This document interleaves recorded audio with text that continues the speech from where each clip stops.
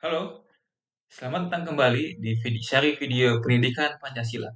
Di video kali ini, kita akan membahas tentang topik yang dalam banget ya, yaitu Pancasila sebagai sistem filsafat. Kita bakal bahas kenapa Pancasila bukan cuma kumpulan sila, tapi juga sebuah sistem pemikiran yang utuh. Pertama-tama, apa sih itu filsafat gitu kan? Secara bahasa, kata ini berasal dari bahasa Yunani, yaitu philo yang artinya cinta, dan sophia yang berarti kebijaksanaan atau kebenaran. Jadi, filsafat itu bisa diartikan sebagai cinta pada kebenaran atau kebijaksanaan. Filsuf-filsuf besar punya pandangan yang berbeda soal ini.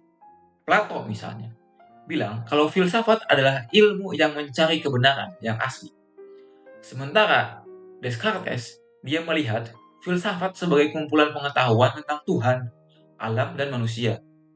Filsafat itu sendiri punya beberapa cabang penting, seperti metafisika, yang bertanya tentang apa itu ada, logika, yang mempelajari penalaran yang benar, etika, yang membahas tentang mana yang baik dan buruk, epistemologi, yang berfokus pada asal dan cara kita mendapatkan pengetahuan.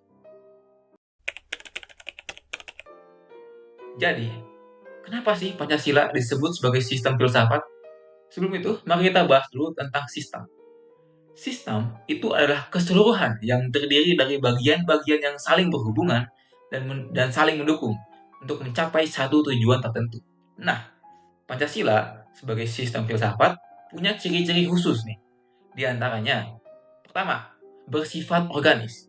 Nah, apa itu? Artinya, kelima sila itu saling terkait dan membentuk suatu kesatuan yang utuh, nggak bisa dipisah-pisahkan. Kedua, majemuk tunggal.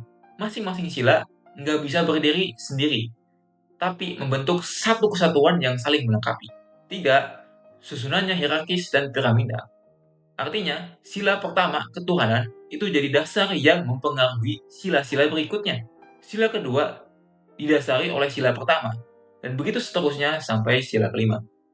Kelima sila-sila ini saling mengisi dan saling mengualifikasi.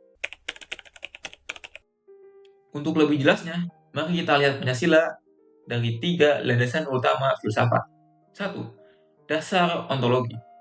Ontologi itu ilmu yang mempelajari tentang apa itu ada. Pancasila punya dasar ontologi yang kuat, yaitu manusia. Manusia punya hakikat yang monopluralis. Artinya apa? Artinya majemuk, tetap satu kesatuan. Ini menunjukkan sisi antropologis Pancasila. Kedua, dasar epistemologis. Epistemologis itu cabang filsafat yang ngebahas tentang pengetahuan dari mana asalnya dan bagaimana cara kita tahu sesuatu. Nah, Pancasila sendiri sebagai sistem pemikiran punya tujuan, metode, dan ruang lingkup yang tentu saja jelas. Dasar aksiologi. Aksiologi itu teori tentang nilai baik, nilai materi, maupun nilai rohani. Pancasila mengakui pentingnya nilai rohani, seperti kebenaran dan keindahan, tapi juga nilai material yang berguna untuk kebutuhan jasmani, serta nilai vital untuk kegiatan hidup sehari-hari.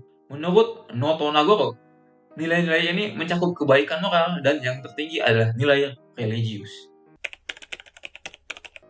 Sebagai penutup, pemikiran filsafat Pancasila memberikan jawaban yang lengkap dan menyeluruh atas berbagai pertanyaan dasar soal negara. Misalnya, apa itu negara? Pancasila menjawab lewat prinsip kebangsaan, yaitu sila ketiga. Bagaimana hubungan antar bangsa? Dijawab dengan prinsip kemanusiaan, sila kedua. Siapa yang memegang kekuasaan? Dijawab dengan prinsip demokrasi, yaitu sila keempat. Lalu, bagaimana hubungan agama dengan negara? Dijawab dengan prinsip ketuhanan yang Maha Esa, yaitu sila satu. Jadi, Pancasila itu bukan sekedar semboyan, tapi benar-benar sebuah sistem filsafat yang utuh dan mendalam. Terima kasih sudah menonton. Sampai jumpa di video selanjutnya. Pancasila. Panca means 5, Sila means principle. The 5 guiding principles of our national life. It gives us the 5 principles of our state. These are, first, believe in God.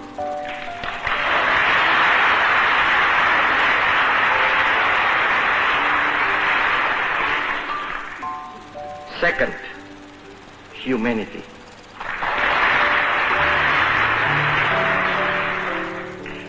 Third, nationalism.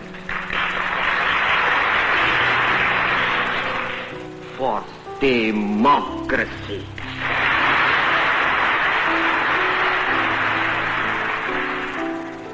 Fifth, social justice.